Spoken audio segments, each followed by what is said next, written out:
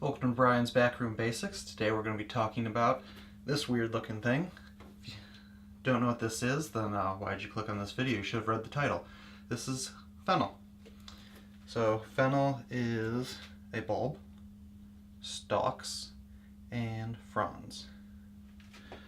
So what we're going to do is prep this, and I like to start by cutting the stalks and fronds off the bulb. Fronds, not fronds. Fronds, it's fronds. I'm just kidding. Then just kind of cut the stump off. And fennel's real great. It's got kind of an anise flavor, if you don't know what that is. It's like black licorice. I hate black licorice though, and I like fennel, so don't kind of give up on fennel without knowing, or just because. Don't give up on fennel just because you like. Don't give up on fennel because you don't like black licorice. Slice right through.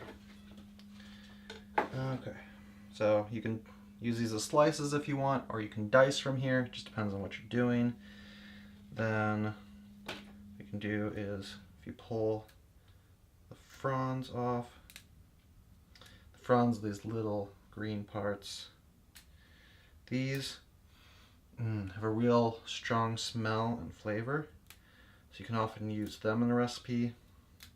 And the stalks are kind of celery-like, so if you can see that. So they're also good. It just depends on what your recipe calls for and what you're using them.